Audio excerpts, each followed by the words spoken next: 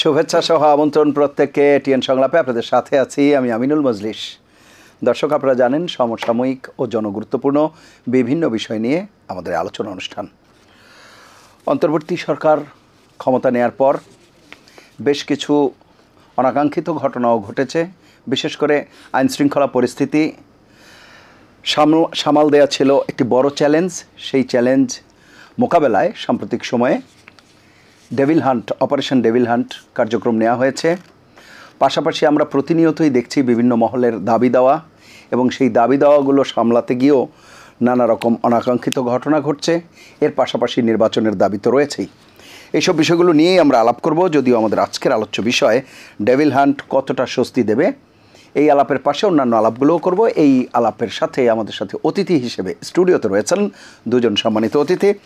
রয়েছেন বাংলাদেশ জাতীয়তাবাদী দল বিএনপির জাতীয় নির্বাহী কমিটির সদস্য জনাব ফয়সাল আলিম, এবং আমাদের সাথে রয়েছেন সিনিয়র সাংবাদিক ডক্টর মাহবুব হাসান।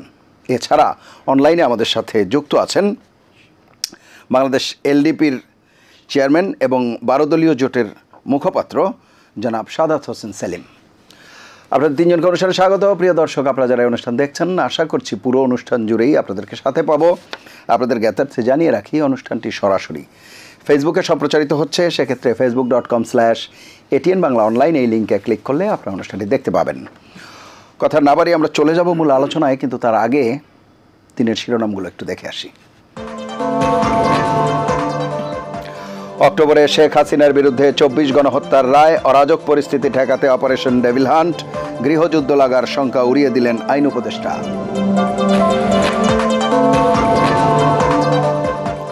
কোনো চক্রান্ত না হলে ডিসেম্বরেই আগামী জাতীয় নির্বাচন, বিএনপিকে আশ্বস্ত করেছেন প্রধান উপদেষ্টা। এই সময় ধরেই ভোটের প্রস্তুতি নিচ্ছে নির্বাচন কমিশন। সবচেয়ে দুর্নীতিগ্রস্ত দেশের তালিকায় বাংলাদেশের আরও 2 ধাপ অবনতি, বিশ্বে 151তম। দুর্নীতি পুরোপুরি নিয়ন্ত্রণহীন বলছে টিআইবি। চাকরিতে পুনর্বহাল ও কারাবন্দীদের মুক্তির দাবিতে সরকারকে আলটিমেটাম দিল বিডিআর সদস্য স্বজনরা, প্রাইমারি স্কুলে নিয়োগ বঞ্চিত প্রার্থীদের বিক্ষোভ। এবং দেশের আইনশৃঙ্খলা পরিস্থিতি নিয়ে উদ্বিগ্ন শিল্প উদ্যোক্তারা, মহাসড়কে অবরোধ ও দাবি আদায়ের আন্দোলনে ভেঙে পড়েছে পণ্য সরবরাহ ব্যবস্থা।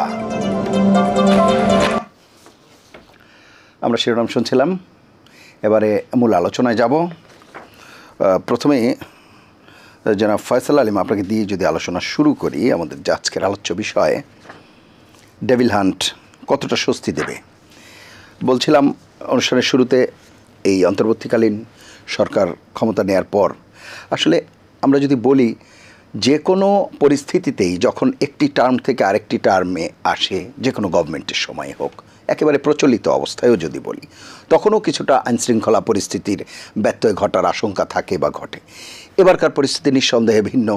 গত 15 বছর একটি সরকার ছিল, সেই সরকার কী ধরনের বিরোধী মতপথের উপর দমন পীড়ন চালিয়েছে, নজিরবিহীন ঘটনা ঘটেছে, সেগুলো তো রয়েছে। সুতরাং আইনশৃঙ্খলা পরিস্থিতির অবনতি ঘটবে, এবং তাদের যারা নেতাকর্মী, তাদের যাদের সাংগঠনিক শক্তি রয়েছে, সেগুলো নিয়ে তারা থাকবে দেশব্যাপী, এই সব কিছু রয়েছে। এগুলো মাথায় রেখে আইনশৃঙ্খলা পরিস্থিতির যেরকম অবনতি হওয়ার কথা ছিল সেটা কতটা হয়েছে, এবং এরপরে এই যে ডেভিল হান্ট যে উদ্যোগ নেওয়া হলো, সেই বিষয়গুলো নিয়ে আপনার বক্তব্য শুনব। ধন্যবাদ আপনাকে, ধন্যবাদ এটিএন বাংলাকে আজকের এই অনুষ্ঠানের জন্য। প্রথমে আমি বলে রাখি, অ্যাকচুয়ালি সত্যি কথা বলতে অপারেশন ডেভিল হান্টটা আরও আগে শুরু করা উচিত ছিল। কারণ আমরা কি দেখেছি, একটি বিপ্লবের পরে যে অবস্থার সৃষ্টি হয়, সেই অবস্থাকে মাথায় রেখে এই অন্তর্বর্তীকালীন সরকারের উচিত ছিল আরও আগে এই ধরনের একটা ইনিশিয়েটিভ নেওয়ার। আমরা দেখতে পাচ্ছি কি, সত্যিকার অর্থে ডেভিল হান্ট, যারা রিয়েল ডেভিল, তাদেরকে কিন্তু বর্তমান সরকার এখনও টাচ করতে পারেনি।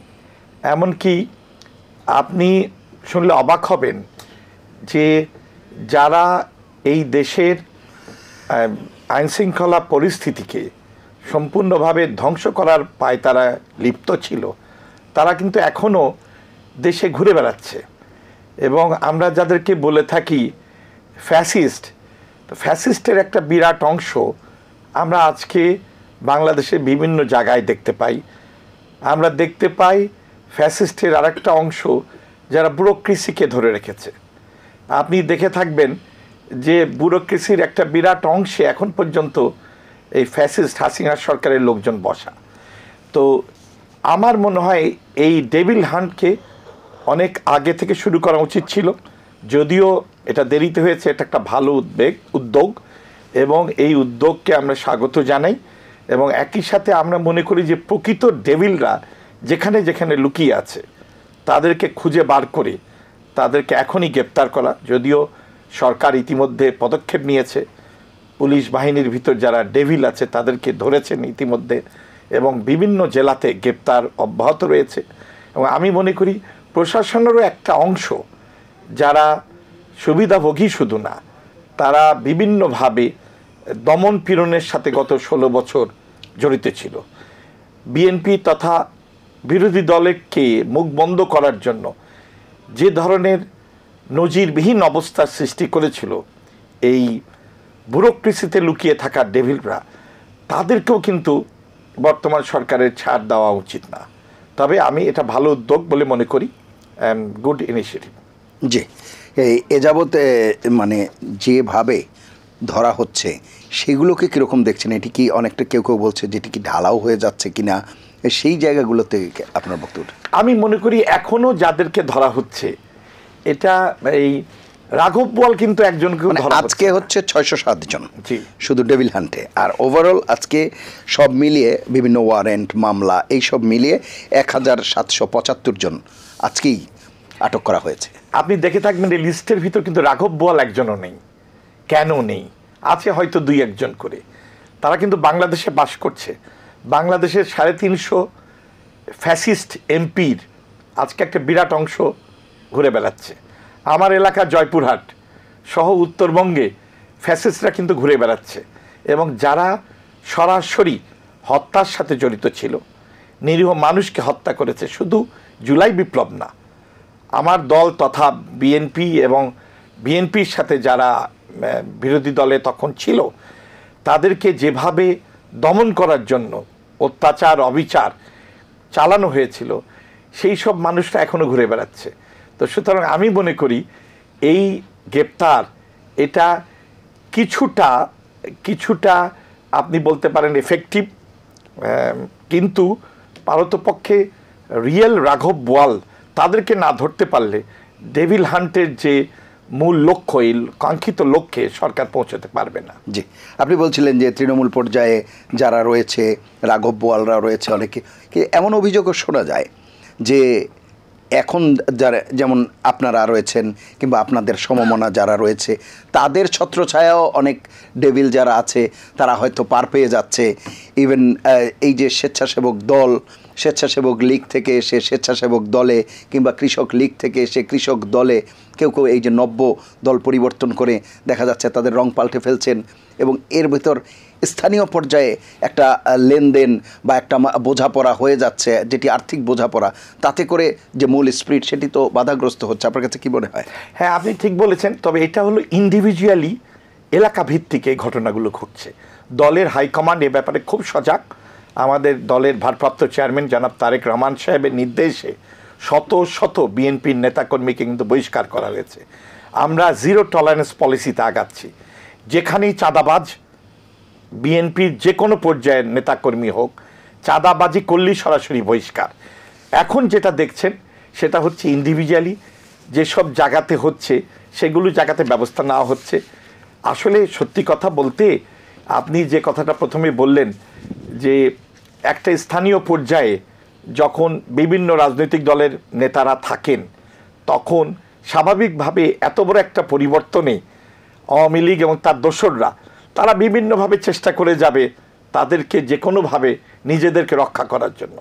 সো স্থানীয়ভাবে অনেকে হয়তো এরকম কাহিনী করেছেন, তবে দলগতভাবে বিএনপি এ ব্যাপারে কঠিন অবস্থানে রয়েছেন এবং আমাদের চেয়ারপারসনের ঘোষণা নো টলারেন্স, একদম জিরো টলারেন্সে আমরা আগাচ্ছি এবং আওয়ামী লীগ ফ্যাসিস্ট তাদের দোসরদের সাথে বিএনপির কোনো নেতাকর্মীর কোনো আপোষ নাই।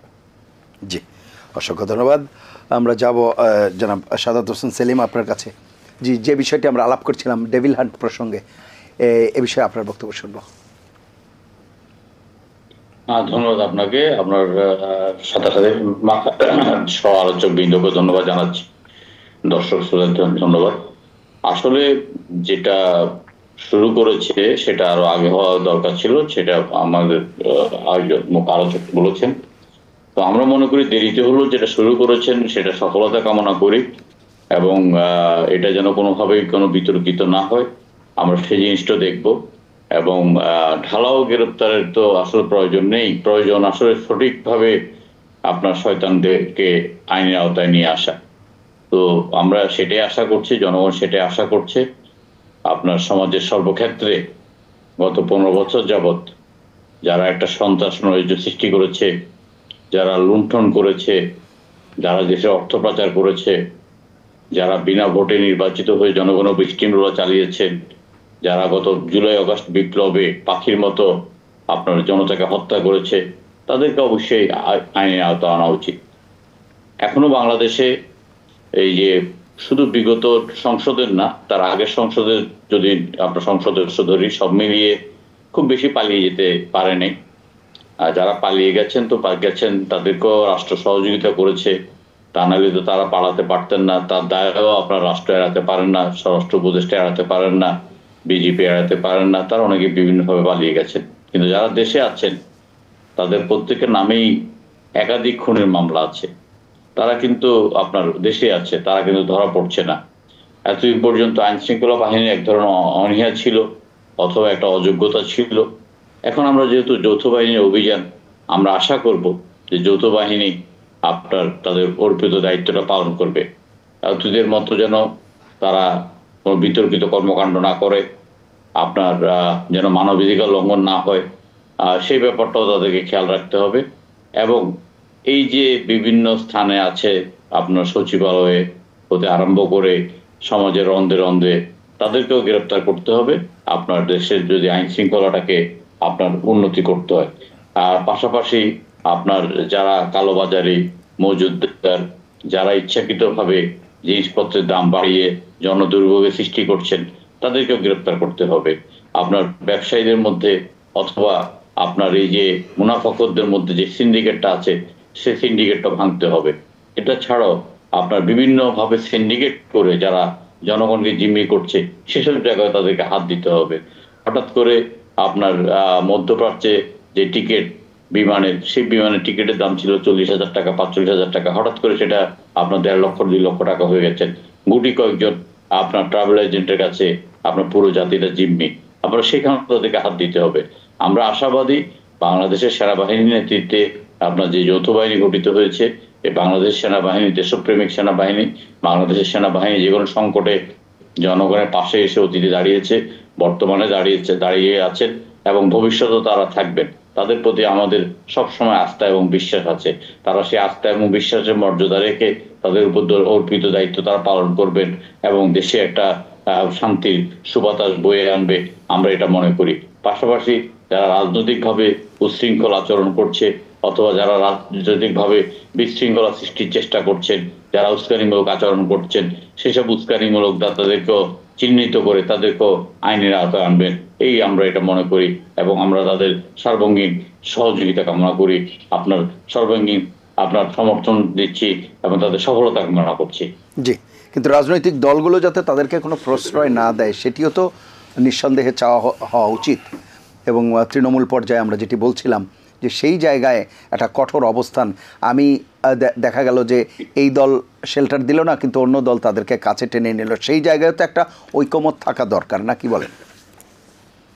না, একটা ঐক্যমত থাকা দরকার। যেমন আমরা হঠাৎ করে একটা হতচকিত হয়ে দেখেছি যে আপনার এই যে পতিত স্বৈরাচারের বিভিন্ন কাউন্সিলর আছেন, কাউন্সিলরদেরকে নিয়ে আপনার বৈষম্য বিরোধী ছাত্র আন্দোলনের নেতারা একটা মিটিং করেছেন এবং তারা তাদের যে একটি রাজনৈতিক দল গঠন করতে যাচ্ছেন, যেটাকে আমরা কিংস পার্টি হিসেবে অভিহিত করছি, আপনার তাদেরকে তারা হঠাৎ করে ডেকে আপনার তারা শহীদের রক্তের সাথে এক ধরনের প্রতারণা করতে আপনার শুরু করেছিলেন। আমরা কঠিনভাবে এটার প্রত্যুত্তর দিয়েছি। আমরা এটা সমালোচনা করেছি যে পতিত স্বৈরাচারের যেসব কাউন্সিলররা আছেন তারা কিন্তু অনেকে প্রকাশ্যে আপনার ছাত্র জনতার উপর গুলি করেছেন, এবং তাদেরকে দিয়ে কোনো রাজনৈতিক দল গঠন করার চিন্তাটা জনগণের সাথে বেমানি হবে, শহীদের রক্তের সাথে বেমানি হবে।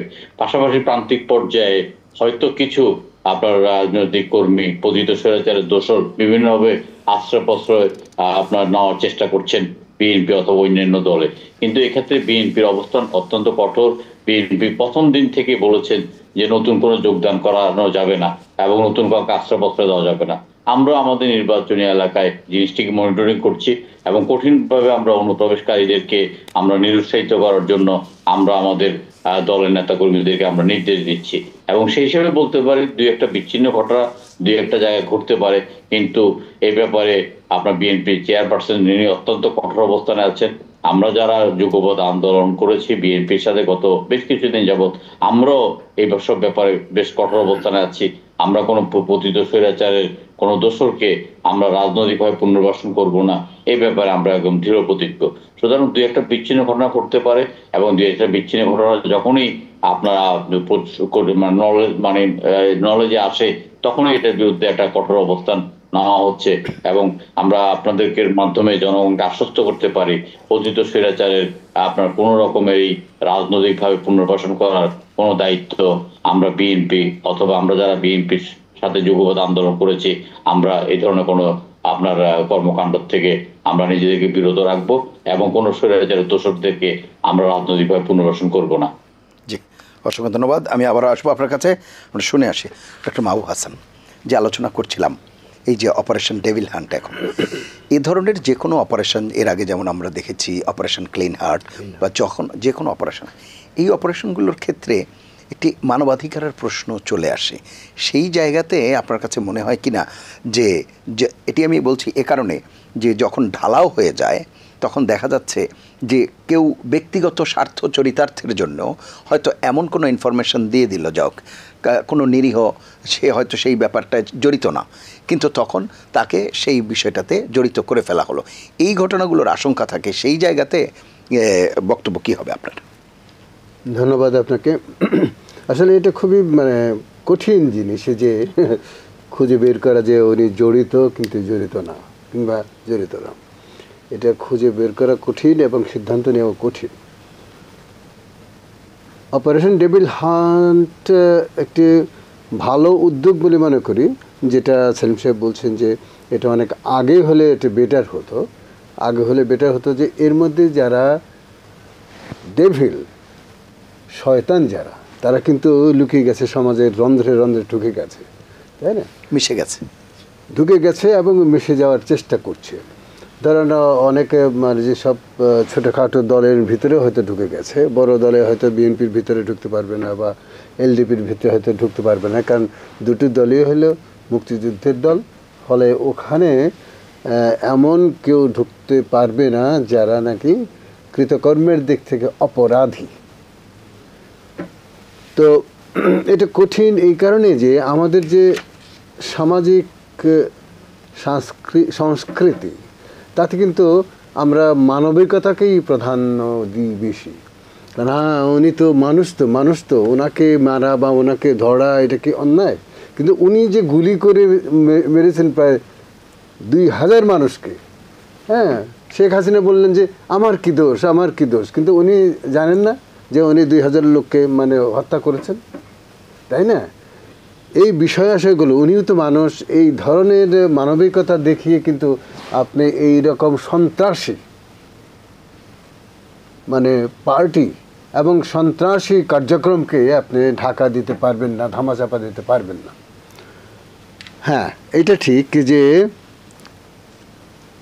তৃণমূল পর্যায়ে বা জেলা এবং উপজেলা পর্যায়ের এই ডেভিল হান্টের হাতে শিকার হচ্ছেন বা ধরা পড়ছেন কিছু অপরাধী, কিন্তু কেন্দ্রীয়ভাবে কিন্তু ধরা পড়ছেন না। আওয়ামী লীগের অনেক লোক আছেন যারা এই ঢাকা শহরে পালিয়ে আছেন, লুকিয়ে আছেন, তারা কিন্তু ধরা পড়ছেন না।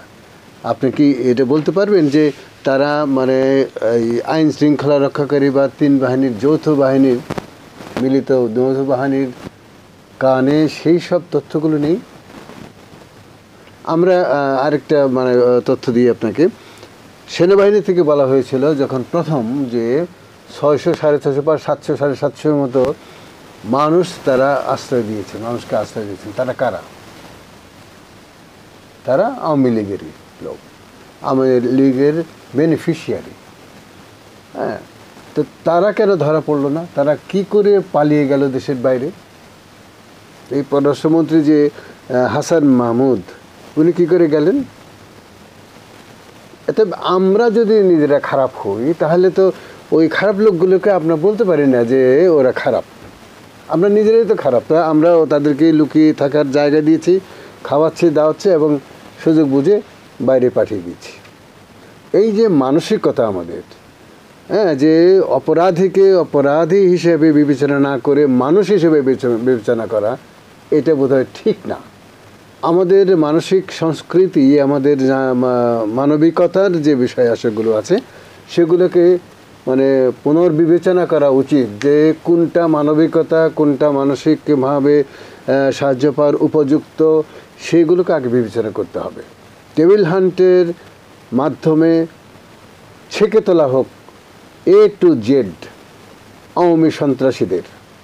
আমি সহজ ভাষা মানে সাধারণ আওয়ামী সমর্থকদের কথা বলছি না, আমি বলছি সেই সব লোক যারা বেনিফিশিয়ারি, যারা প্রকাশ্যে অপ্রকাশ্যে মানুষের বিরুদ্ধে কাজ করেছে, হত্যার বিরুদ্ধে কাজ করেছে, হত্যা স্বীকার করেছে, হত্যার কি বলে কাজে যোগ দিয়েছে, তাদেরকে আনেন, বিচার করেন, ন্যায় বিচার করেন এবং তাদেরকে ন্যায় বিচারের মাধ্যমে জাতির সামনে উপস্থাপন করেন, তাই না? তো এটা তো একবার সহজ সাপটা একটা সত্য। এটা না করলে কিন্তু সাধারণ মানুষে আপনাদের বিশ্বাস করবে না। এই যে গত 6 মাস ধরে এই সরকার সেটি করেন নাই, কিন্তু বিচারের প্রক্রিয়া চলছে, কিন্তু একটা বিচারও কিন্তু সম্পন্ন করেন নাই, করতে পারেন নাই, তাই না? এই দিক থেকে আমি তো মনে করবো ডক্টর মোহাম্মদ ইউনূসের এই সরকার অনেকটাই পিছিয়ে আছেন। ব্যর্থ এই শব্দটা আমি ব্যবহার করব না, অনেকটাই পিছিয়ে আছেন। তারা চেষ্টা করছেন সবগুলোকে ধরে আইনের আশ্রয়ে নিয়ে এসে বিচার করার বিষয় আশয়টা ভাবছেন, কাজও করছেন, পদক্ষেপও নিচ্ছেন, কিন্তু যারা নেবে, যে বলে না যে সর্ষের মধ্যে ভূত থাকলে যা হয়, হ্যাঁ, সর্ষের মধ্যে ভূত থাকলে পারা জিনিসটা অনেক ধীর গতি হয়ে যায়।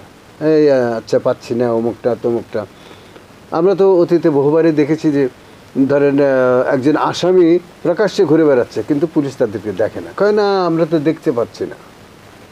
এই প্রকাশ্যে ঘুরে বেড়ানোর লোকটাকে যখন পুলিশ দেখতে পায় না, তখন বোঝা যায় যে ওই পুলিশের ভিতরে ভূতটা লুকিয়ে আছে।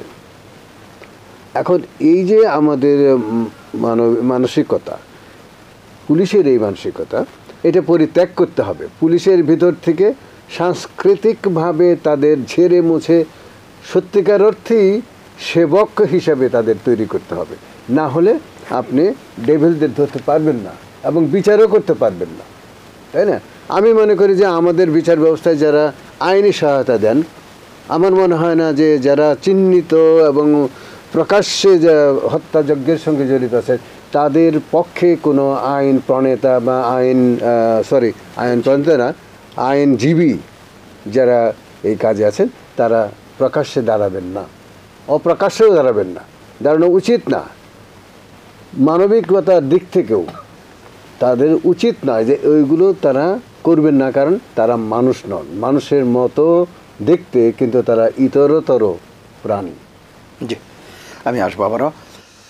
জনাব ফয়সাল, যে কথা বলছিলাম যে চারিদিকেই ওই যে দাবি দেওয়ার যে বিষয়টি, এবং আমাদের আজকের যে সংবাদ সেখানেও এসেছে, এই যে ক্রমাগত দাবি দেওয়া, সেটির তো নানামুখী একটা প্রভাব রয়েছে আমাদের যাপিত জীবনে, প্রাত্যহিক জীবনে। যেমন ঢাকা আমরা যারা চলাফেরা করি, এমনিতেই নানা রকম সমস্যা রয়েছে, যানজটের সহ, এরপর নানা প্রাত্যহিক জীবন বাধাগ্রস্ত হচ্ছে, এটি একটি বিষয়। আইন শৃঙ্খলা পরিস্থিতিও নিম্নগামী হয়, অবনতির দিকে যায়। এরপরে আমাদের যে সরবরাহ চেইন, যেটি সাপ্লাই চেইন, সেটিও ইন্টারাপ্ট হয়, সার্বিকভাবে একটা অস্থিতিশীল পরিবেশ তৈরি হয়ে যায়। এই যে দাবি দেওয়ার যে মহোৎসব বা মহড়া প্রতিনিয়তই আমরা দেখতে পাচ্ছি, কতটা যৌক্তিক অযৌক্তিক সেই প্রশ্ন যেমন থাকে, পাশাপাশি এর ভেতরে কি কোনো ইন্ধন বা কোনো উদ্দেশ্যও থাকে কিনা সার্বিকভাবে আপনার কাছে এই জি, আমি মনে করি এ দুটোই রয়েছে। কিছুটা দাবি দেওয়া পেশের একটা টেন্ডেন্সি, একটা বিরাট পরিবর্তন আসার পরপরই হয়ে থাকে। একই সাথে আমি মনে করি কিছুটা ইন্ধনও জড়িত। কারণ আপনারা দেখে থাকবেন আমাদের প্রতিবেশী রাষ্ট্র কিন্তু খুব কষ্টে আছে। তারা এতই কষ্টে আছে যে তাদের মন খুব খারাপ হয়ে গেছে, যে তাদের যে নিজস্ব সরকার, সেই সরকার বাংলাদেশ থেকে পালিয়ে গেছে। এটা তাদের জন্য একটা বিরাট পরাজয়। তো তারা স্বাভাবিকভাবে চেষ্টা করবে বাংলাদেশকে কিভাবে অস্বস্তিশীল করা যায়, বাংলাদেশের ল অ্যান্ড অর্ডার সিচুয়েশনকে ড্যামেজ করা যায়। তো এই দাবি দাওয়াগুলোর একটা অংশ কিন্তু আমি মনে করি যে এটা ক্রিয়েট করা হচ্ছে আর্টিফিশিয়ালি। আর একটা জিনিস আপনি দেখে থাকবেন, আসলে এইসব দাবি দাওয়া বলেন বা এই law and order situation downgrade হওয়ার কারণগুলো হলো, এগুলোর জন্য দরকার একটা নির্বাচিত সরকার। যখনই দেখবেন একটা ইলেকটেড গভর্নমেন্ট আসবে, তখন দেখবেন এগুলো ধীরে ধীরে সব চলে যাবে। কারণ স্টেবল গভর্নমেন্ট ছাড়া আপনি দেখেন আজকে 173টা, এটা কথা হলো 6 মাস হলো গভর্নমেন্ট আসছে, 6 মাসে আপনার 173টা দাবির জন্য মিছিল হয়েছে। একটা ইলেকটেড গভর্নমেন্ট থাকলে কিন্তু এইটা হওয়ার আর কোনো অবকাশ থাকতো না। তাই আমি মনে করি এইসব দাবি দাওয়া থেকে মুক্ত হওয়ার জন্য রিয়েল দাবি করতেই পারেন, এবং আমাদের ল অ্যান্ড অর্ডার সিচুয়েশনকে একদম সঠিক করার জন্য এই মুহূর্তে দরকার ইলেকশন, নির্বাচনের কোনো বিকল্প নাই। আমি আসবো নির্বাচন প্রসঙ্গে আসবো, আমি একটু শুনে আসি দাবি দেওয়া প্রসঙ্গটি, এরপরে আমরা নির্বাচনের প্রসঙ্গে অবশ্যই আসবো। জনাব সাদাত হোসেন সেলিম, দাবি দেওয়ার যে প্রসঙ্গ সেটি আমরা আলাপ করছিলাম।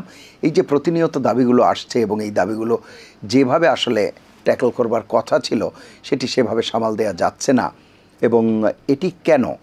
এটি কি এরকম, কেউ কেউ বলছে যে প্রথম দিকে দাবি দেওয়া হয়তো মানার প্রবণতা ছিল, পরবর্তীতে দেখা গেছে সব দাবি হয়তো সবসময় মানা যায় না, সেই সব বিষয়গুলো মানে আরও ট্যাক্টফুলি হ্যান্ডেল করা যেত, যেটি করা যায়নি। আপনার কাছে কি মনে হয়? দেখুন, আমরা তো আপনার এই বিপ্লবে শেখ হাসিনা পালিয়ে যাওয়ার পরে একটা অন্তর্বর্তীকালীন সরকারের প্রয়োজনীয়তা অনুভব করেছি, এবং সেক্ষেত্রে ডক্টর মোহাম্মদ ইউনূসকে অন্তর্বর্তীকালীন সরকারের প্রধান হিসাবে আমরা সর্বসম্মতক্রমে আমরা মেনে নিয়েছি। কিন্তু ডক্টর মোহাম্মদ ইউনূস সাহেব উনি যে আপনার উপদেষ্টা মণ্ডলী গঠন করেছেন, পরিষদ গঠন করেছেন, এটা আমাদেরকে চরমভাবে হতাশ করেছেন। কারণ এই উপদেষ্টা মণ্ডলীতে 2-4 জন ছাড়া আর প্রত্যেকটা উপদেষ্টারই আপনার দেশ পরিচালনার সাথে কোনো সম্পৃক্ততা নাই, এবং তাদের সে ধরনের যোগ্যতা নেই, তাদের সে ধরনের দক্ষতা নেই, এবং তাদের সে ধরনের মানসিকতা নাই, এবং আপনার তারা এই জগতের লোক না, এবং তারা একটা রাষ্ট্র পরিচালনা অথবা বিপ্লবের চেতনাও তারা ধারণ করে না। যে কারণে আপনার ওই অযোগ্য উপদেষ্টারা যথাযথভাবে পারফর্ম করতে পারছে না বলেই আপনার দাবি দেওয়া সহ বিভিন্ন রকমের সমস্যার সৃষ্টি হয়েছে। একটা সরকারের 1-2জন প্র্যাকটিস ম্যানেজার থাকে যারা আপনার যে কোনো ধরনের আপনার এই ধরনের সমস্যা সৃষ্টি হলে তারা এগিয়ে গিয়ে আপনার একদম শুরুতেই সমস্যাটা সমাধান করে ফেলে এবং একটা সুন্দর সমাধান করার চেষ্টা করে। কিন্তু এই সরকারের পক্ষ থেকে আসলে সরকারের মুখপাত্রকে এই সরকারের পক্ষে মানে এই বিষয়গুলো নিয়ে কারা হ্যান্ডলিং করছেন, আপনার তাদের কিচেন ক্যাবিনেটের মেম্বার কারা, এটা আমরা জানি না।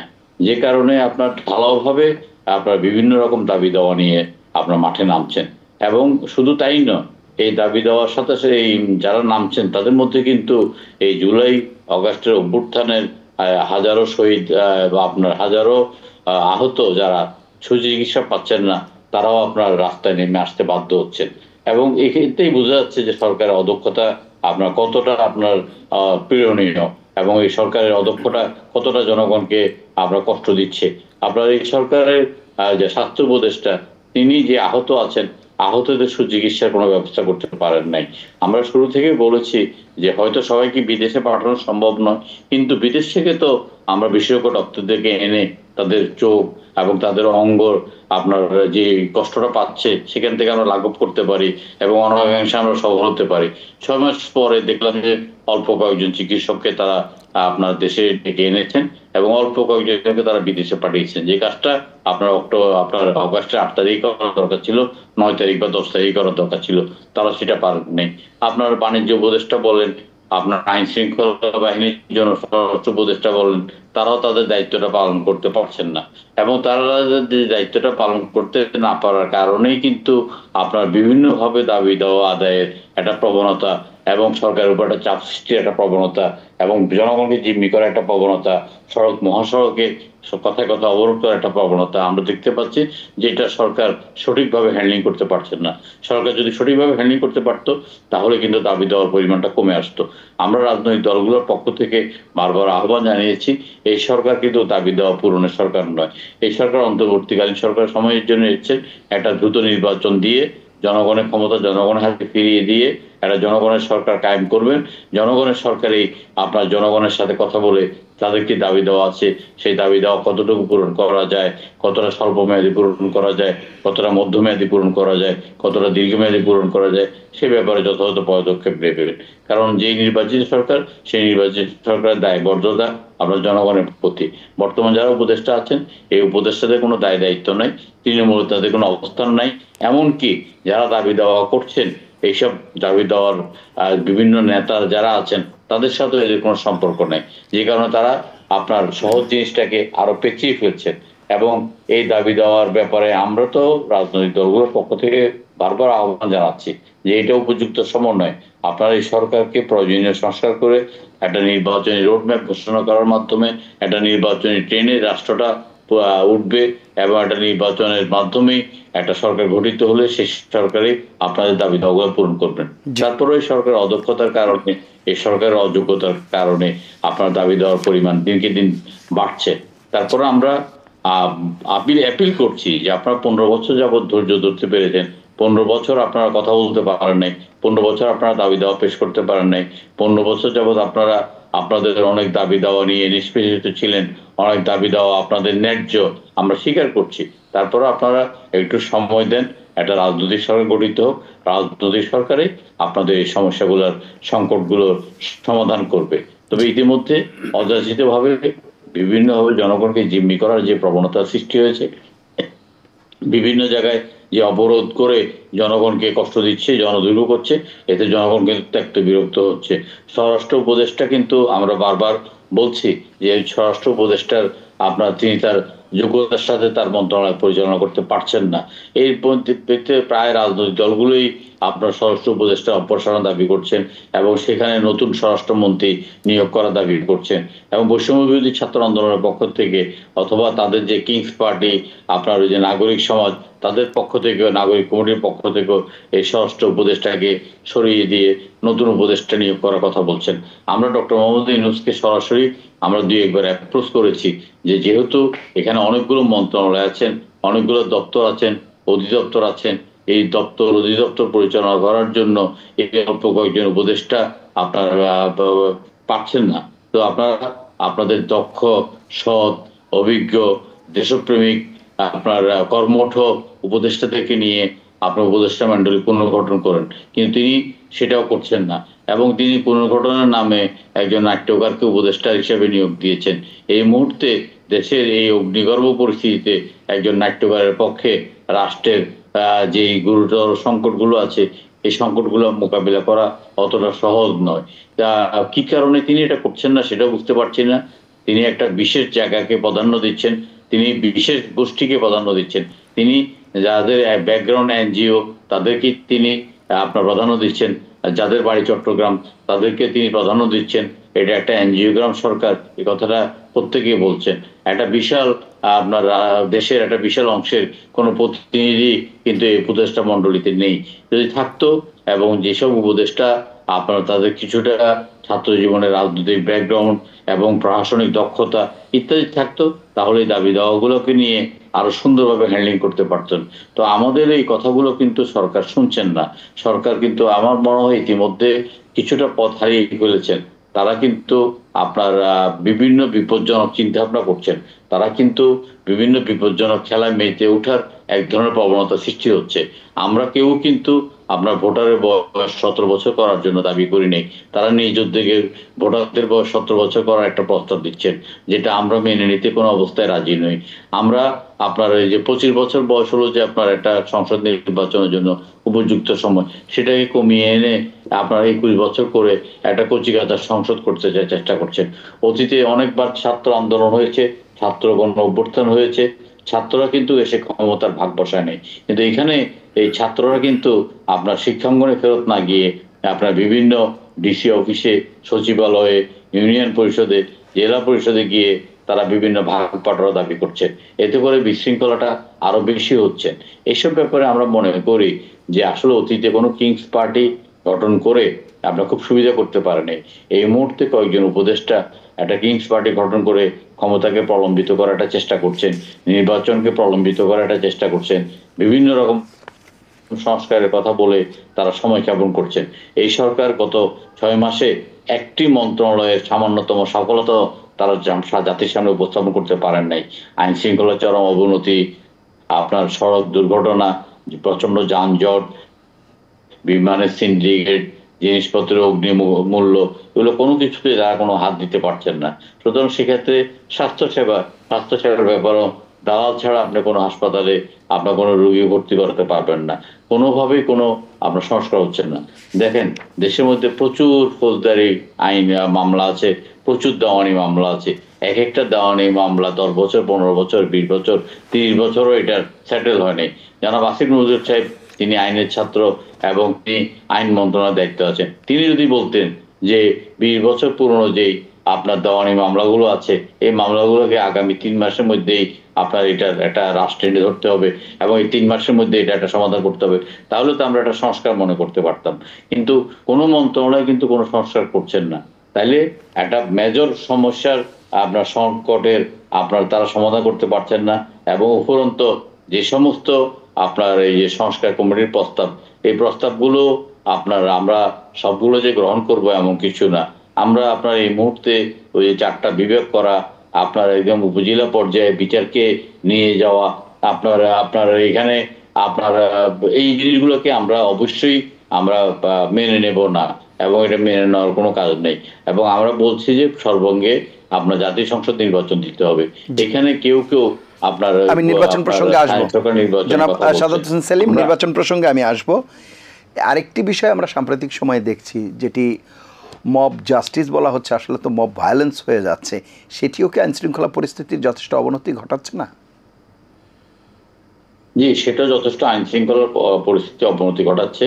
এইটা কিছু চক্রান্তকারী, ষড়যন্ত্রকারী এক সুরে কথা বলছেন। তারা শেখ হাসিনাকে আপনার যেমন উস্কানি দিচ্ছেন, তেমনি আবার এখানে যে মব জাস্টিসের জন্য যে আপনার বুলডোজার সংস্কৃতি পরিচালনা করছেন, এটার বিরুদ্ধে আমরা শুরু থেকে কথা বলে আসছি। আমরা বলছি যে দেশের জানমাল রক্ষা করার দায়িত্ব সরকারের। এই সরকার প্রথম 2-1 দিন একদম নির্লিপ্ত ছিলেন এবং এই কথা এটা আমরা অস্বীকার করার কোনো উপায় নেই যে তারা তাদের যথাযথ দায়িত্ব পালন করতে পারেন নাই। আমরা কোনো অরাজকতা চাই না, আমরা কোনো বিশৃঙ্খলা চাই না, আমরা কোনো অরাজকতার মাধ্যমে আমরা ঘোড়া পাটনিতে কাউকে মাস শিকার করতে দেব না। এখানে শেখ হাসিনা একটা বক্তব্য দিয়ে আপনার মানুষকে উত্তেজিত করেছে, এ কথা সত্য। এই কথা মানে আপনার দিবালোকের মতো স্পষ্ট। কিন্তু তাই বলে আপনার এই যে আইন নিজের হাতে তুলে নেওয়া, বাসা বাড়িতে বুলডোজার চালিয়ে দেওয়া, লুটপাট করা, এগুলোকে আমরা কোনো অবস্থায় প্রশ্রয় দিই না। আমরা যদি এগুলোকে প্রশ্রয় দিই, তাহলে বিগত 16 বছর যে স্বৈর শাসক আপনার স্বৈর শাসনে যাতা করে দেশকে পিষ্ট করেছে, তারা যেটাই বলেছে সেটাই আইন। তারা যখন যাকে তুলে ধরে নিয়ে এসছে, গায়েবী মামলা দিয়েছে, আপনার মিথ্যা মামলা দিয়েছে, মিথ্যা মামলায় আপনার সাজা পর্যন্ত দিয়েছে, তার বিরুদ্ধে আমরা যদি একই পথে হাঁটি, তাহলে তো আপনার জনগণের কাছে আমরা আবার একই রকমেরই মনে হবে, মুদ্রার এই পিঠার ওপিঠ। আমরা মুদ্রার এই পিঠার ওপিঠ হতে চাই না। আমরা চাই যে জনগণের আপনার যে ভোগান্তিটা গত 15 বছর হয়েছে, সেখান থেকে এই কালচারটা বেরিয়ে এসে একটা সত্যিকার অর্থে একটা গণতান্ত্রিক কাঠামো বিনির্মাণ হোক এবং সেই গণতান্ত্রিক কাঠামোটা এবং এমনভাবে চলুক যেমন সেখানে কোনো ফ্যাসিস্টের জন্ম দিতে না হয়। একজন ফ্যাসিস্ট, একজন মানসিক রোগী, একজন সাইকোপ্যাথ একটা দেশকে কতটা ধ্বংস করে দিতে পারে, শেখ হাসিনা তার প্রকৃষ্ট উদাহরণ। শেখ হাসিনা তো নিজে পালিয়ে গেছেন, তার সাথে সাথে তার সাঙ্গপাঙ্গ, আপনার তার রাজনৈতিক কর্মী, আপনার তার বুদ্ধিজীবী, তার সাংবাদিক, তার আইনজীবী, এমনকি মসজিদের ইমাম পর্যন্ত পালিয়ে গেছে। সুতরাং আমরা ভবিষ্যতে এ ধরনের কোনো পরিস্থিতি সৃষ্টি হোক, আমরা এটা তো কোনো অবস্থায় চাইবো না, এবং চাইবো না বলেই কিন্তু আমরা এই মুহূর্ত পর্যন্ত বলছি যে ডক্টর ইউনূস সাহেব, আপনি যে কাজে এসছেন, আপনি বারবার বলছেন যে এটা আপনার নিজের, আপনার ভুবন নয়, আপনার অন্য ভুবনের বাসিন্দা। আপনারা কেউ এনজিও করছেন, আপনারা কেউ পরিবেশবিদ হিসেবে আছেন, আপনারা কেউ সমাজের বিভিন্ন স্থানে আছেন, আপনাদের অনেকের, তার মধ্যে অনেকেই একদম অপরিচিত। এখানে শুধুমাত্র আপনার আর্থিক শৃঙ্খলা আনয়নের জন্য অর্থমন্ত্রী এবং পরিকল্পনা মন্ত্রী কিছুটা কাজ করছেন। আপনার ব্যাংকে যে ঢালাওভাবে লুটপাট হয়েছে, একজন চটপটিওয়ালার নামেও 300 কোটি টাকা ঋণ, একজন আপনার শিল্পপতির বাসার চাকরের নামেও 400 কোটি টাকা ঋণ, কি হারে যে ব্যাংকটাকে লুণ্ঠন করা হয়েছে, জনগণের অর্থটাকে কিভাবে আত্মসাৎ করেছে এবং সেই আত্মসাৎকৃত অর্থকে কিভাবে পাচার করা হয়েছে, এটা শিউরে ওঠার মতো ঘটনা। সেটা হয়তো কিছুটা স্থিতিশীল হয়েছে, কিন্তু আপনার এটা, আপনার কৃষক উৎপাদক থেকে একটা দ্রব্য, আপনার একটা ফসল আপনার একদম একদম ভোক্তা পর্যন্ত পৌঁছে দেওয়ার জন্য যে আপনার মানে কাঠামোটা তৈরি করা দরকার, এই কাঠামোটা করতে তারা ব্যর্থ হচ্ছে। আপনার মাঝখানে যে 2টা সিন্ডিকেট এখন কেউ কেউ বলার চেষ্টা করছেন যেখানে কিছু কিছু চাঁদাবাজি হচ্ছে, তো চাঁদাবাজিতে হলে সেটাকেও তো কঠোরভাবে মোকাবিলা করার দায়িত্ব স্বরাষ্ট্র মন্ত্রণালয়। স্বরাষ্ট্র মন্ত্রণালয়টা আসলে সেভাবে পালন করতে পারছেন না, এবং স্বরাষ্ট্র মন্ত্রণালয় অত্যন্ত আপনার ব্যর্থতার পরিচয় দিচ্ছেন এই ক্ষেত্রে। আমি আসবো আবার আপনার কাছে, একটু শুনে আসি আমি ডক্টর মাহবুব হাসানের কাছে, এরপর আবার আসবো। মন্ডলীকে পরিবর্তন করেন। আপনার বক্তব্য একেবারে স্পষ্ট, আমরা একটু শুনে আসি। ডক্টর মাহবুব হাসান, এই যে জনাব সাদাত হোসেন সেলিম যেটি বললেন এবং জনাব ফয়সাল আলিমা যেটি বলছেন, এই যে দাবি দেওয়া এবং নানামুখী বিষয়ে, কেবলমাত্র দাবি দেওয়া এক ধরনের বিশৃঙ্খল পরিস্থিতি যেমন তৈরি হচ্ছে, পাশাপাশি দ্রব্যমূল্য, আইনশৃঙ্খলা পরিস্থিতি, প্রতিটি ক্ষেত্রে এই যে বেসামাল অবস্থা এবং যথাযথভাবে পরিস্থিতিকে যে ট্যাকল করতে না পারা এবং সময়োচিত পদক্ষেপ নিতে না পারা, সেই সব জায়গাগুলোকে কীভাবে দেখছেন? প্রথম দিকে মনে করেছিলাম যে যেহেতু আইনশৃঙ্খলা রক্ষাকারী পুলিশ, যেহেতু অনেক ক্ষেত্রেই আমাদের এই যে বৈষম্য বিরোধী আন্দোলনের যারা অংশগ্রহণকারী তাদের উপরে গুলি চালিয়েছেন, ফলে তারা এই জন্য মনে করছেন যে পিছিয়ে আছে এবং তারা প্রকাশ্যে কোনো কিছু করতে পারে না। কিন্তু সেই অবস্থা কেটে যাওয়ার পরেই কিন্তু দেখলাম যে প্রথম দিকে অবশ্যই গোলমাল করার চেষ্টা করেছিল, মানে রিক্সা লীগ দিয়ে, আনসার লীগ করে, অমুকটা করে তমুকটা করে চেষ্টা করেছিল। এটা আওয়ামী লীগেরই মানে এই দোসররাই এটা করেছিল, বা আওয়ামী লীগের লোকেরাই করেছিল যারা পেরিফেরিয়াল অবস্থায় আছে, মানে তৃণমূল পর্যায়ে থেকে করছিল। কিন্তু এখন এই দাবিগুলোর মূল কারণ হলো যারা বঞ্চিত ছিল গত 16 বছর 18 বছর, তারা দেখছে যে এই সরকার তো অনেক নরম সরকার, যেহেতু এই সরকার কোনো রাজনৈতিক ব্যাকগ্রাউন্ড নেই, যেহেতু এই সরকারের কোনো দায়বদ্ধতা নেই, যেহেতু মানে জবাবদিহিতার কোনো বালাই নেই, তাকে যদি জোর করে ধরা যায় তাহলে সে মানতে বাধ্য। এই জন্যই তারা ঘর থেকে বেরিয়ে রাস্তায় এসছে, রাস্তা থেকে শাহবাগ মোড় দখল করছে, অমুক রাস্তা দখল করছে, অমুক জায়গায় করছে, বিশৃঙ্খলা সৃষ্টি করছে। এবং আশ্চর্য হলাম যে সরকার এদের বিরুদ্ধে কোনো অ্যাকশনে যাচ্ছে না। পরশু দিন বা তার আগের দিন দেখলাম যে জল কামান ব্যবহার করেছেন উনি, সামান্যই করেছে। তা আসলে তাদেরকে অবশ্যই বলা উচিত ছিল, বলেওছে, আমি যতদূর মানে শুনলাম রিপোর্টে, যে তোমরা রাস্তা ছেড়ে পাশে দাঁড়াও, তোমাদের কথা তো গভর্নমেন্ট শুনবে না এমন তো না। কিন্তু সরকারের কি উচিত ছিল, সরকারের প্রতিনিধি তাদের যে দাবি নেওয়া এগুলো নিয়ে সরকারের যে মুখপাত্র অথবা সরকারের ওই মন্ত্রণালয়ের যিনি মন্ত্রী দায়িত্বপ্রাপ্ত, তার আসা উচিত ছিল এসে তাদের আশ্বস্ত করা উচিত ছিল এবং বলা উচিত ছিল তোমাদের দাবিগুলো খুবই যৌক্তিক, এগুলো নিয়ে আমরা 2-1 দিনের ভিতরে এদের সিদ্ধান্ত দিয়ে দেব। এবং এর আগেও এটা এরকম হয়েছে, কিন্তু সিদ্ধান্ত দিয়ে দেবে বলে তারা কিন্তু রিট্রিট করেছে, তাই না? তো এখন কথা হলো যে ওই যে কথাটা সেলিম সাহেব বললেন যে যোগ্যতা, সরকার চালানোর যে যোগ্যতা এবং উপদেষ্টাদের যে যোগ্যতা, এটা সর্বাংশে সত্য যে তারা পারছেন না। আসলে তারা তো এই মেকানিজমের সঙ্গে জড়িত না। এই মেকানিজমের ভেতর মহলের যে এইগুলো কিভাবে চলে, সরকার কিভাবে চলে, এটা তারা জানেন না। তারা উপরে কাঠামো হয়তো জানেন, কিন্তু ভিতরের কাঠামো কি চলে না জানেন না। না, তাদেরকে যে প্রপারলি সহায়তা করবে সেই জায়গাতে যেটি বারবার বলা হচ্ছে যে ফ্যাসিস্টের দোসর কিংবা আগের প্রশাসন যারা রয়ে সেই জায়গায় কি তাদেরকে প্রপারলি সেই অ্যাসিস্ট্যান্সটা দেয়া হচ্ছে কিনা, এটিও তো একটি বিষয়। সেটা তো দেওয়া হচ্ছে না। কেন দেওয়া হবে? কারণ ও তো 16 বছর ধরে খেয়েছে, তারা তো 16 বছর ধরে লুটেছে, তারা তো ক্ষমতাকে মানে কি বলে মন্থন করেছে, তাই না? তারা কেন হুট করে এদেরকে সহায়তা করবে?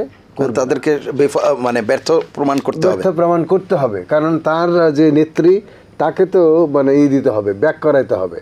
এটা একটা বড় জিনিস। এখন বলবেন যে প্রশাসনের বা আমলাতন্ত্রের অধিকাংশকে যদি বাদ দিয়ে দেন, তাহলে কি আপনার এই আমলাতন্ত্র নিয়ে সরকার পরিচালিত হতে পারে? পারে না। এখন আপনাকে কি করতে হবে? ধীরে ধীরেই করতে হবে এটা, যে এই আমলাতন্ত্র যেটা নাকি পুরানোই কেবল নয়, এটা একটা বাতিল করার সিস্টেম, বাতিলযোগ্য সিস্টেম। এই সিস্টেমটাকে আপনি উপড়ে ফেলতে হবে। যে আন্দোলন বা যে বিক্ষোভ, যে গণ অভ্যুত্থানের কথা বলছেন, গণ অভ্যুত্থান হলো প্রচলিত সমস্ত মানে পদ্ধতি, আইন কানুন সমস্ত কিছুকে উল্টে ফেলে দিয়ে নতুন আইন নতুনভাবে চলার শিক্ষাকে অ্যাডাপ্ট করা, তাই না? এখন সেটা তো করেন নাই আপনি। আপনি তো ঢুকে গেছেন ওই কি বলে পুরনো আমলাতন্ত্রের ভিতরেই, তাই না? তো আমলাতন্ত্র আপনাকে তো আপনার ঘাড়ে উঠবেই। আপনাকে কি করতে হবে? আগে নিজে শিক্ষিত হন এবং অন্যকে শিক্ষিত করেন। এই আমলাতন্ত্রকে যদি শিক্ষিত করতে হয় বা একে যদি সোজা করতে হয়, তাহলে নিজেকে কঠোরভাবেই করতে হবে যে হ্যাঁ, মানবিকতা দেখালে হবে না যে উনি আমাদের এখানে মানে কাজ করেন, তিনি দক্ষ, অমুকটা তমুকটা। এইসব দক্ষতা দিনে দিনেই হয়ে যায়। দক্ষতার জন্যে হাজার হাজার বছর মানে অপেক্ষা করতে হয় না, তাই না? সিস্টেমটাকে চেঞ্জ করে দেন, দেখবেন যে টোটালটাই কাজ করবে, তাই না? এখন এই যে গভর্নমেন্ট পারছেন না, গভর্নমেন্টের এটা বোঝা উচিত। এই যে বললেন সেলিম সাহেব বললেন, উনিও বললেন যে কী বলে স্বরাষ্ট্রমন্ত্রী তো মানে পারছেন না। সত্যিকার অর্থে স্বরাষ্ট্রমন্ত্রী কেন কেউ পারছে না। একমাত্র ইউনূস সাহেব এবং অর্থমন্ত্রী আর বাংলাদেশ গভর্নমেন্টের কী বলে গভর্নর, বাংলাদেশ ব্যাংকের গভর্নর ছাড়া আমি কাউকেই দেখলাম না যে সুস্থভাবে স্বাভাবিকভাবে মানে পরিস্থিতি ট্যাকেল করার যে যোগ্যতা সেটি আছে। তো তাহলে এই ধরনের নিয়ে কী বলে মন্ত্রী বা উপদেষ্টা নিয়ে আপনি কেন অপেক্ষা করছেন? জি, অপেক্ষা করার দরকার নেই। আমি আসবো আবার আপনার কাছে। শুনে আসি জনাব ফয়সাল আলিম, যেটি বারবারই বলা হচ্ছে যে একটি নির্বাচিত সরকার, দ্রুত নির্বাচিত সরকারের হাতে যখন ক্ষমতা দেওয়া হবে, তখন সার্বিকভাবে যেই পরিস্থিতি আছে তার থেকে একটা ইতিবাচক পরিবর্তন হবে, দাবি দেওয়া থেকে শুরু করে প্রতিটি বিষয়। মানুষও মুখিয়ে আছে, দীর্ঘ 15 বছর নির্বাচন হয়নি, দীর্ঘ দিন, সেটি একটি বিষয়। কিন্তু আমার প্রশ্ন হচ্ছে, যেই আমলাতন্ত্রের কথা ডক্টর বাবু হাসানও বলছিলেন, সেই আমলাতন্ত্র, কারণ নির্বাচনটা তো কন্ডাক্ট করবে কেবলমাত্র নির্বাচন কমিশন নয়, ডিসিরা রিটার্নিং অফিসার থাকেন, এখানে ভোট গণনা থাকে, মানে পুরো বিষয়টি থাকে। এই বিষয়গুলো যারা মানে পরিচালনা করবেন, তাদেরকে সেই অবস্থায় রেখে তারপর আমরা যদি দ্রুত নির্বাচন চাই, সেটি কতটা আমাদের যে প্রত্যাশা অবাধ সুষ্ঠু নির্বাচন, সেটার সাথে আর ফলটা মিলবে কীভাবে? দেখেন, একটা জিনিস আমরা বারবার বলছি, আমাদের মাহবুব ভাই একটু আগে বললেন যে এই উপদেষ্টা মণ্ডলী তারা কিন্তু they are not a good manager. 2-3 জন বাদে গুড ম্যানেজার যেটাকে বলে, দ্য গভর্নমেন্ট ইটসেলফে একটা ম্যানেজমেন্ট দরকার পড়ে গভর্নমেন্টকে রান করার জন্য।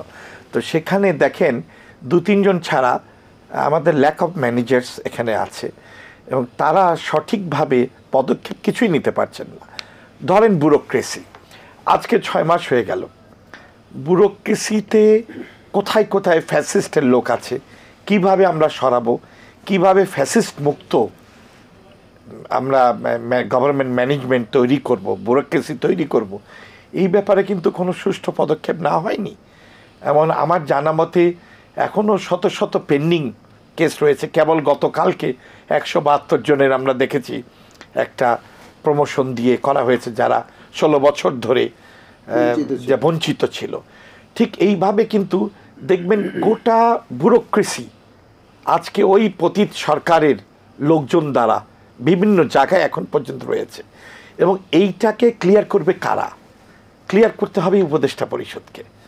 এখানে আপনি চিন্তা করে দেখেন না কেন, কেউ আমি তো কোথাও সঠিকভাবে কাজ করার দেখছি না 2-3 জন উপদেষ্টা ছাড়া।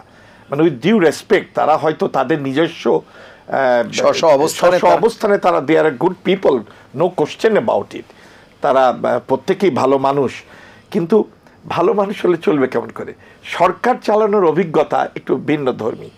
তাই এখন এই সরকারকে উচিত যে কোনোভাবে এই ব্যুরোক্রেসিকে খুব তাড়াতাড়ি তাদেরকে ক্লিন করতে হবে, ব্যুরোক্রেসি ক্লিন করতে হবে। নির্বাচন কমিশনের প্রতি তাদের ক্ষমতা দিতে হবে যাতে একটা সঠিক সুন্দর একটা নির্বাচন হয়। কারণ আমরা মনে করি, আপনিও বললেন একটু আগে, মানুষ মুখিয়ে আছে। 15 বছর এই জাতাকলে নিষ্পেষিত হয়েছে এবং শুধুমাত্র আমরা অনেক সময় বলে থাকি যে শুধু জুলাই আগস্টের বিপ্লব সাধিত হয়েছে। আমি মনে করি এই বিপ্লব শুরু হয়েছে 16 বছর আগে। বিএনপি তথা বিএনপির সাথে আরও যারা আন্দোলনে ছিল শরিক দলসমূহ, তারা সবাই মিলে কিন্তু বিএনপি একটা বারুদ জোগাড় করে রেখেছিল, তৈরি করেছিল 15 বছর ধরে। এই বারুদের ভিতর ম্যাচের কাটি জ্বালানো হয়েছে জুলাইয়ের আন্দোলনের মাধ্যমে। সুতরাং এই যে নিষ্পেষণ হয়েছে, মানুষ কিন্তু এখন তাকিয়ে আছে কোথায়?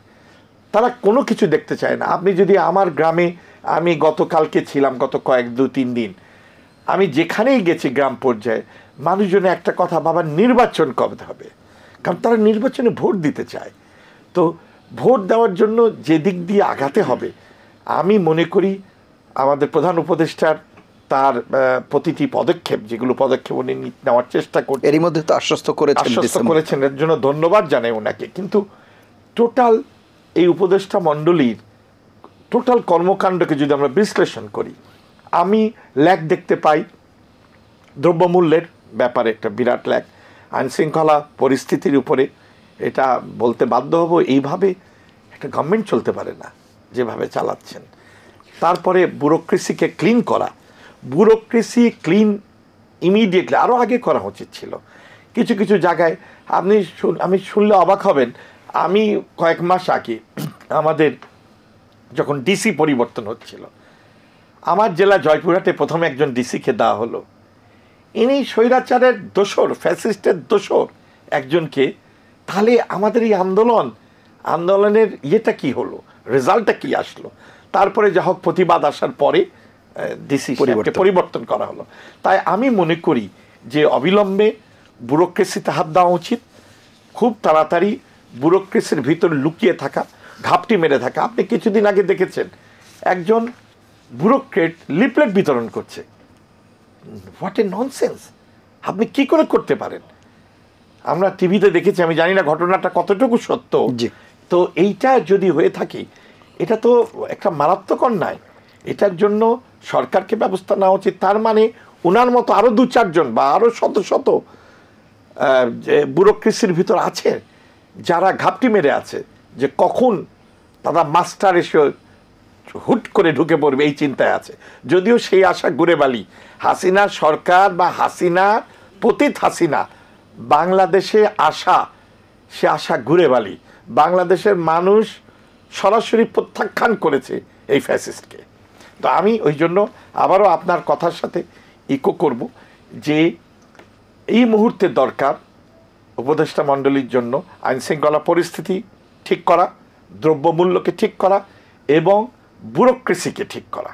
তাহলেই একটা খুব তাড়াতাড়ি দ্রুত সময়ে নির্বাচন ডিসেম্বর পর্যন্ত অপেক্ষা করার দরকার নেই, অগাস্টে নির্বাচন হতে পারে। ধন্যবাদ। জি, জনাব ফয়সাল আলম, নির্বাচনের কথা তো আপনারা বলছেন, বৃহৎ রাজনৈতিক দল বিএনপি যেমন বলছে, সমমনা দলগুলো অনেকে বলছে, কেউ কেউ আবার বলছে যে নির্বাচন এত তড়িঘড়ি না করে, এরকম বিভিন্ন রাজনৈতিক দল থেকে এটাও আসছে। যেমন সাম্প্রতিক সময় একটি রাজনৈতিক দল বলছে যে আমরা তড়িঘড়ি করে নির্বাচন দিয়ে নিজেরাও ক্ষমতায় দিতে চাই না, কেউ ক্ষমতায় যাক সেটিও চাই না, এরকম আসছে। সেই জায়গায় আপনার বক্তব্য, তারা মানে যারা যদি কেউ কোনো রাজনৈতিক দল নির্বাচন এই মুহূর্তে না চায়, তাহলে সে কেন চাইবে না? দেখুন, কিছু কিছু রাজনৈতিক দল আছে যারা এই অতীত সরকারের পক্ষে কাজ করেছে, গুণগান গেয়ে যাচ্ছে। প্রথমে দেখলাম একটি রাজনৈতিক দলের নেতা বললেন যে আমরা আওয়ামী লীগকে মাফ করে দিয়েছি। আপনি মাফ করার কি? আপনি কে মাফ করার? গোটা বাংলাদেশকে যে পতিত সরকার ধ্বংস করে গেছে, হাজার হাজার মানুষকে হত্যা করেছে, এই পিশাচকে মাফ করার আপনি কে? বলা হয়েছিল। কিন্তু ঠিক একইভাবে তারা তাদের রাজনৈতিক সুবিধা আনার জন্য যত ইলেকশন দেরি হতে পারে তারা মনে করছে তারা রাজনৈতিকভাবে শক্তিশালী হবে। বাংলাদেশের মানুষ বোঝে খুব ভালো মতো, বাংলাদেশের মানুষ বিএনপির নেতৃত্বে ঐক্যবদ্ধভাবে, বিএনপি এবং তাদের সাথে যারা রাজনৈতিক দল ছিল তাদের নেতৃত্বে ঐক্যবদ্ধভাবে কিন্তু 15 বছর দলে মুভমেন্ট করেছে। আরও একটি জিনিস আপনি খেয়াল করবেন, অনেকে আছেন যে তারা চেষ্টা করছেন তাদের রাজনৈতিক দল গঠন করে, রাজনৈতিক দল গঠন ওয়েলকাম করছি আমরা, কোনো অসুবিধা নাই। তো একটা জিনিসই আমরা বলেছি যে সরকারের থেকে রাজনৈতিক দল গঠন করাটা উচিত হবে না। তবে যে জিনিসটা প্রয়োজন দেখা দিয়েছে, এনারা এইসব কথাবার্তা বলছেন নানানভাবে যাতে ইলেকশনটা পিছিয়ে যায়। তো আপনারা যদি মনে করেন যে এইভাবে দেশের ধ্বংস করবেন, আমাদের সামগ্রিকভাবে বাংলাদেশকে ধ্বংস করবেন, যত নির্বাচন পিছাবে তত এই সরকারের জন্য এটা ক্ষতিকারক একটা জিনিস।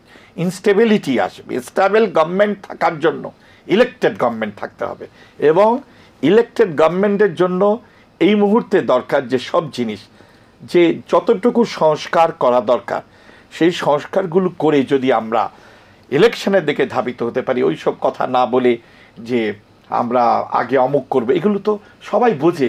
বাংলাদেশের জনগণ কিন্তু এত বোকা না, এইসব কথা বলার মানেই হলো নির্বাচনকে পিছানো। এটার তো কোনো দরকার নাই আসলে। ওকে, অসংখ্য ধন্যবাদ। আমরা জনাব সাদাত হোসেন সেলিম আপনার কাছে যাব। নির্বাচন প্রসঙ্গে যে নির্বাচন চাচ্ছে এরকম যেমন রয়েছে, পাশাপাশি কেউ কেউ আবার বলছেন যে নির্বাচন পিছিয়ে দেয়া কিংবা আরও সময় নেয়া, যথাযথ সংস্কার না করে নির্বাচনে যাওয়া, এরকম রাজনৈতিক দলগুলোর পক্ষ থেকে, কিছু কিছু রাজনৈতিক দলের পক্ষ থেকে এ ধরনের কথা আসছে। তারা কোন যুক্তিতে সেটি বলছেন? আপনার কাছে কি মনে হয় তাদের যুক্তিটাই কি, বা কেন বলছেন?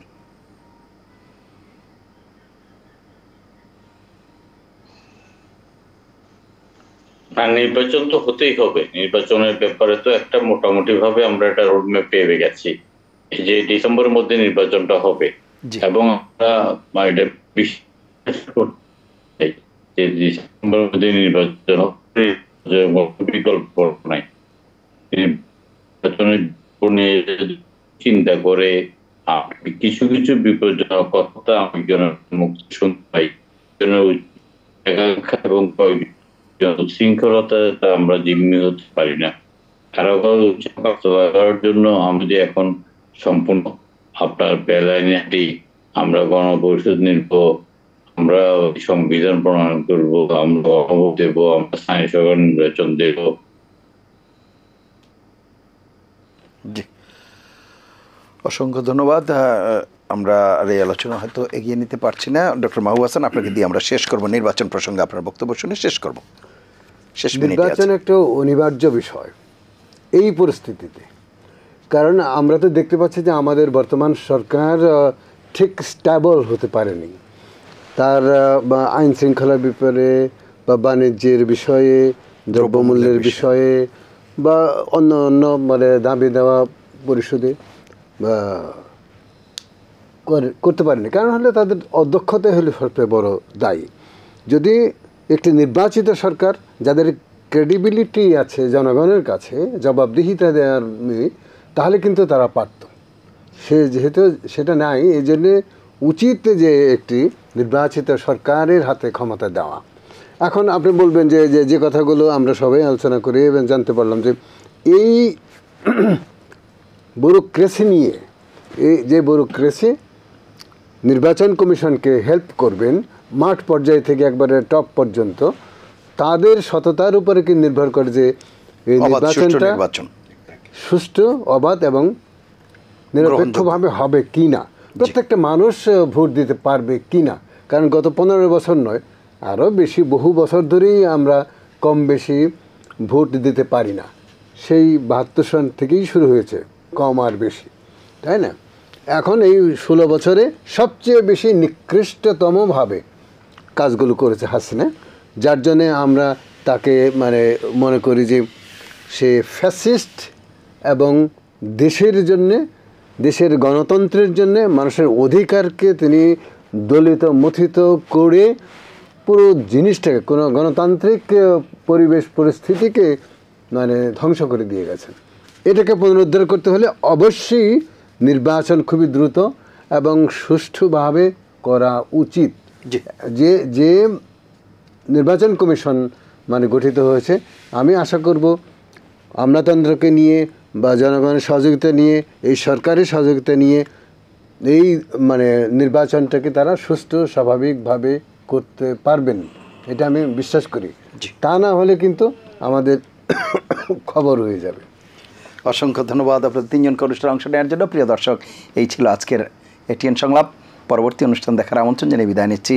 সবাই ভালো থাকবেন, সুস্থ থাকবেন, আশা করি এটিএন বাংলার সঙ্গেই থাকবেন। আল্লাহ হাফেজ।